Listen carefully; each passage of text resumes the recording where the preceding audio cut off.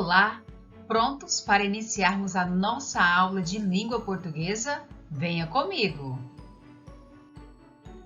E aí galera, tudo de boa? Tranquilo? Então, fica esperto, fica ligado e vamos juntos nessa meditação!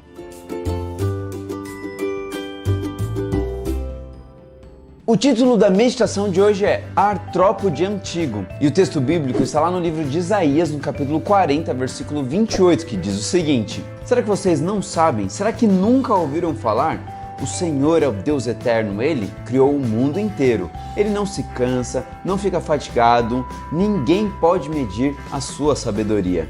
Os fósseis dos trilobitas são muito antigos, disse o professor Rodrigo lá na aula dele. E a galera estava estudando sobre fossilização, sobre surgimento do mundo, do universo, e a cabeça do povo estava borbulhando, fervilhando de tanto conhecimento e também tanta curiosidade.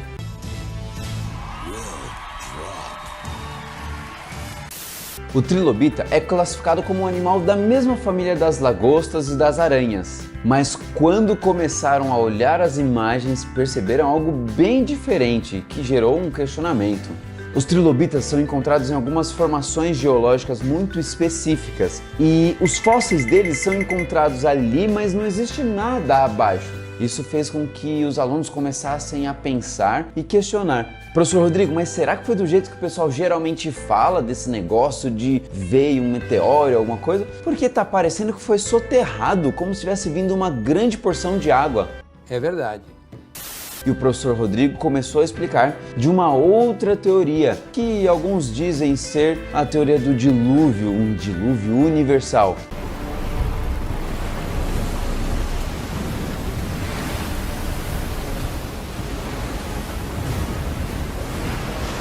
E pasme você, essa ideia do dilúvio também está na Bíblia. Bom, alguns analisando mais profundamente os trilobitas perceberam que eles tinham características extraordinárias. Os olhos nas pontas das antenas aparentemente faziam com que eles enxergassem debaixo d'água perfeitamente. Então veio uma pergunta: professor Rodrigo, esse animal passou pelo processo de evolução? Porque me parece que ele foi criado por alguém. Tipo o que dizem aí de um design inteligente. Toda classe ficou muda. Falando de Deus.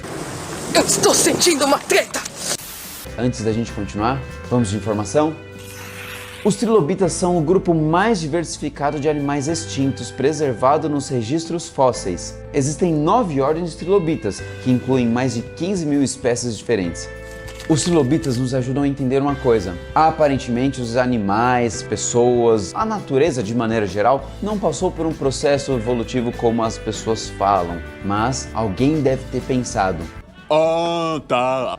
Se você quiser saber um pouco mais, existem vários conteúdos com relação a isso e evidências de um Deus criador. Vou deixar aqui na descrição alguns links, beleza? Ora comigo entregando o seu coração a esse Deus que criou você e que te ama tanto. Querido Deus, obrigado pela natureza, obrigado pela criação, obrigado porque nós fomos criados, obrigado porque o Senhor nos ama e ajuda a gente a entender um pouquinho mais de como o Senhor é o nosso Criador e o Criador de todo o universo. A gente ora agora em nome de Jesus. Amém. Valeu, galera, que Deus abençoe muito.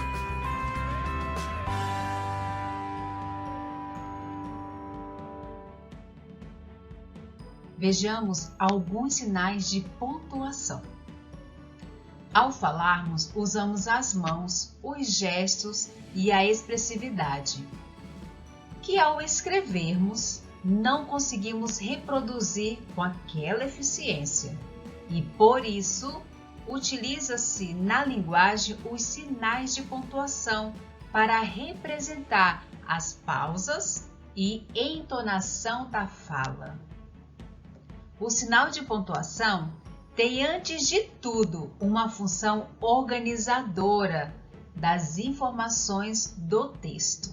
Veja o quão é importante os sinais de pontuação. O ponto final, por exemplo, é utilizado para finalizar frases. Exemplo: a Maria foi à escola. Ponto final. As reticências são 3 pontos finais sequenciais. 3 pontinhos um do lado do outro. Indica interrupção da frase. Olha o exemplo. Estava indo à escola quando... reticências. Cuidado, uma interrupção, mas também me traz uma noção de que existe muito mais a ser contado. O ponto de interrogação é utilizado para fazer perguntas, isso mesmo. Exemplo: a Maria vai à escola hoje? Agora, se eu trocasse o ponto de interrogação pelo ponto de exclamação, a Maria vai à escola hoje. Olha só, o ponto modifica totalmente a entonação da palavra, da frase, da sua voz. A vírgula é usado como uma pausa no texto, uma pausa para respirar. É o que mais costumamos ouvir. No entanto, a vírgula também é usada no momento das enumerações em uma frase, em um texto, ou para separar elementos que você poderia listar. A vírgula também é usada para separar explicações que estão no meio da frase. Separa também orações independentes. Ponto de exclamação indica entonação de surpresa, de ira, de susto, de súplica, de emoções, entre outras. Veja o exemplo.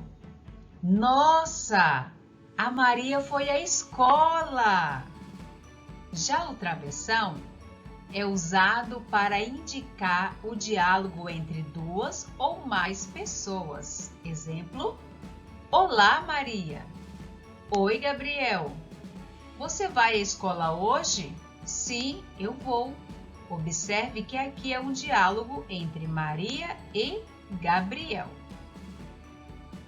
Ponto e vírgula para numerar itens.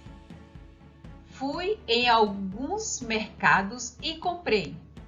No primeiro, arroz, ponto e vírgula. No segundo, feijão, ponto e vírgula. E no último, carne, ponto final. Acabou a frase. E os dois pontos para indicar uma enumeração. Fui ao mercado e comprei arroz, feijão e etc. Antes de uma citação, a professora falou: nunca é tarde para aprender. Veja, usamos os dois pontos para iniciar uma enumeração e antes de uma citação. Agora, você vai pegar o seu módulo e abrir na página 10. Questão 18. Leia o texto abaixo e responda. Onde estamos? Responda rápido em que cidade e bairro você mora. Conseguiu ou ainda não decorou? Localizar-se sempre foi de grande interesse do ser humano ao longo da história. Ele sempre buscou formas e técnicas para encontrar algo e se encontrar na superfície terrestre. Assim desenvolveu métodos que vão desde marcações de paredes e pedras até atualmente o uso de aparelhos de GPS altamente modernos. Para chegar a um determinado lugar é preciso obter referências ou endereço como o país, o estado, a cidade, os bairros, a rua e o número da casa. Com essas informações geográficas fica muito mais fácil encontrar o lugar em que precisamos chegar, não é? Geografia é importante e faz parte do nosso cotidiano. Ufa! Letra A.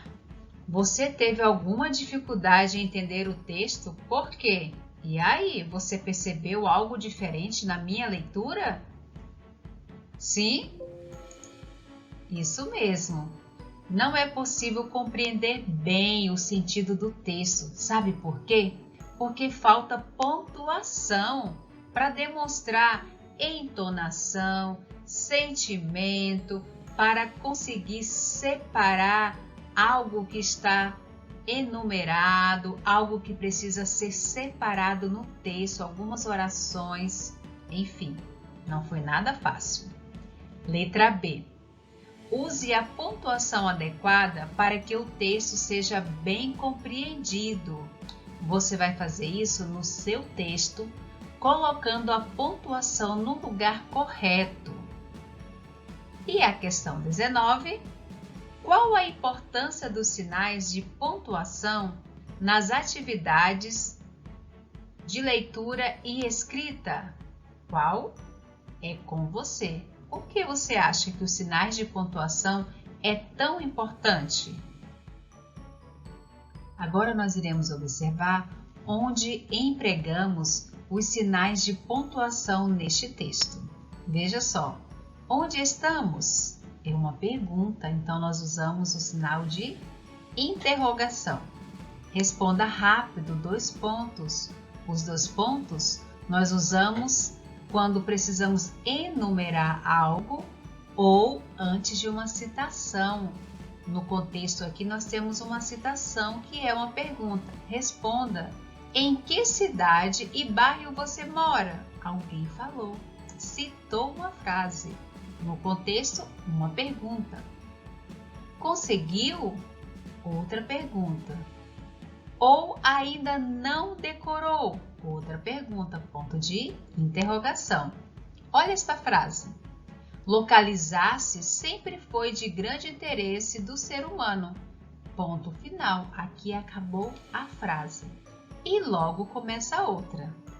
Ao longo da história, ele sempre buscou formas e técnicas para encontrar algo e se encontrar na superfície terrestre. Outro ponto final e uma vírgula separando aqui uma explicação no meio da frase.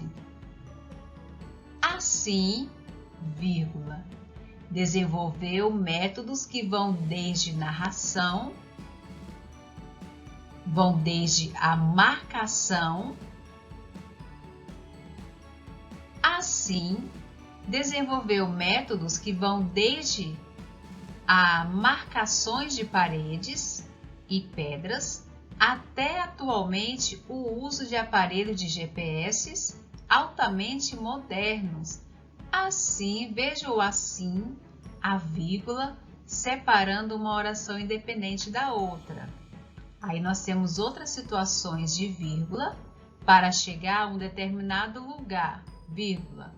É preciso obter referência ou endereço, como o país, vírgula, o estado, vírgula, a cidade, vírgula, o bairro, vírgula. Observe que a vírgula aqui está separando elementos que nós estamos listando.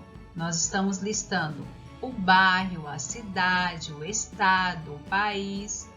E em seguida, nós temos aqui novamente o ponto de interrogação, que é utilizado para uma pergunta. E por fim, na última frase, nós temos: geografia é importante e faz parte do nosso cotidiano. O ponto de exclamação, concluindo este texto, trazendo ênfase para esta última frase. Na questão 20, diz o seguinte: qual das palavras abaixo resume o tema central do texto? Circule. E aí? Só observando o título do texto, que está lá na página 4, diz o seguinte: as coisas do Brasil. Então, significa que ele está falando do Brasil, tema central, características do Brasil. Letra A. Separa as sílabas da palavra que você circulou. A palavra que nós circulamos foi a palavra Brasil. E essa palavra separada em sílabas fica da seguinte forma: Brasil. Pinte a sílaba formada por CCV. Que é isso? Uma consoante, a segunda consoante seguida de vogal. Ou seja, é a sílaba BRA. Aqui nós temos uma consoante, outra consoante e uma vogal. Transcreva do texto outras palavras com esse tipo de sílaba. Vamos ver quais são elas? Brasil, brasa, pobre, praça, ilha, tinha, cachorro, bicho, classe. Você pode observar que em todas elas nós temos duas consoantes e uma vogal, duas consoantes e uma vogal, duas consoantes e uma vogal, duas consoantes e uma vogal, duas consoantes e uma vogal e assim sucessivamente. Questão 21 da página 11. Organize as palavras da atividade anterior em dois grupos. Primeiro, você vai observar todas as palavras da letra C da questão 20. Então vamos lá, vou te auxiliar. O primeiro grupo, as palavras Brasil, brasa, pobre, praça e classe. Neste grupo eu posso observar o quê? Muito bem, os encontros consonantais, ou seja, bra, uma consoante, outra consoante e uma vogal.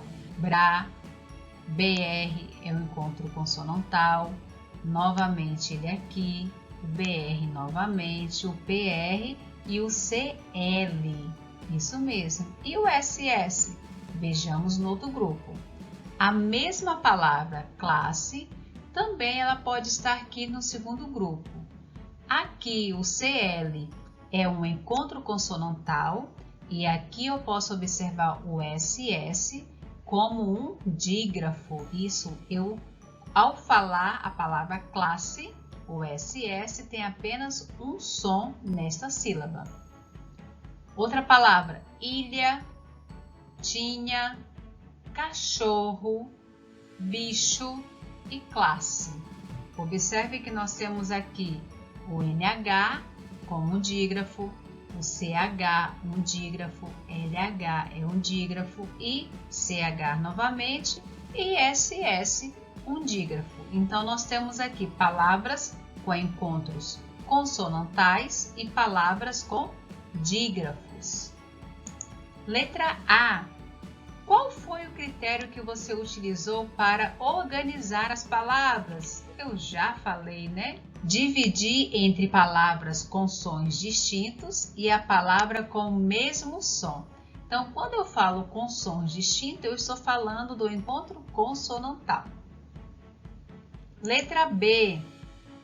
Quais seriam as possibilidades de separação das sílabas das palavras classe e cachorro, se faltasse espaço no fim das linhas?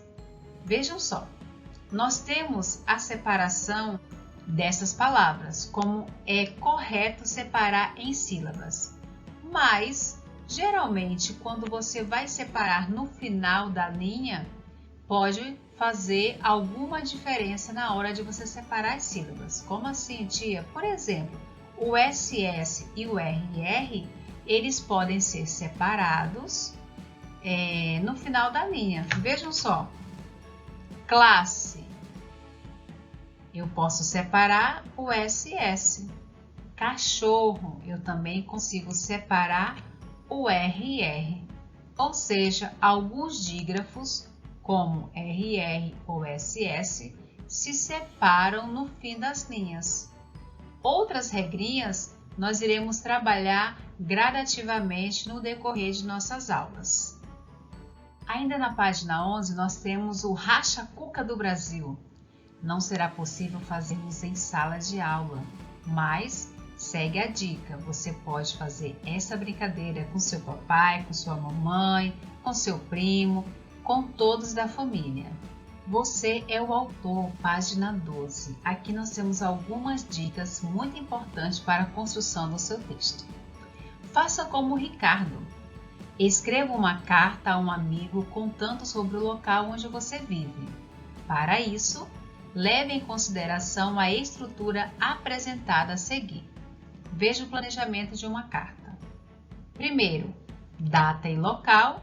Você vai indicar o dia, o local, o mês, o ano em que você está escrevendo esta carta. O vocativo, lembrando que o vocativo deve ser adequado ao contexto da recepção, logo no início, com quem você está falando. E a mensagem, ela precisa ter ao propósito da sua escrita, ao seu tema, o que você vai falar. Aqui está pedindo para você falar sobre o local onde você vive. Então, você vai descrever na sua mensagem o local onde você vive. Despedida. As palavras usadas para despedir-se devem seguir o tom informal ou formal da carta. Você vai escolher se a sua carta vai ser na linguagem formal ou informal. E a assinatura também vai depender da linguagem que você vai usar. Se ela vai ser uma linguagem formal, você vai começar com a linguagem formal e vai terminar também com a linguagem formal, escrevendo o seu nome, por exemplo, o completo, nome e sobrenome. Ou se for informal, você pode escrever apenas o primeiro nome ou até mesmo um apelido. Veja o que Gina quer nos dizer. Escrevemos cartas para informar alguma coisa, para nos comunicar com pessoas que moram longe, para fazer um pedido e por tantos outros motivos. Você também costuma escrever cartas? Sim ou não? Bom, se você tem costume ou não, agora você vai praticar. Você já fez o planejamento da sua carta. Agora, mãos à obra. Produção de carta com intenção informativa. Nós já planejamos a nossa carta. Você vai escolher se você vai fazer numa linguagem formal ou informal. Você vai escolher o remetente. E agora você vai produzir a sua carta informativa. Capriche! Finalizamos por aqui. Eu deixo um beijo no seu coração e até a próxima aula.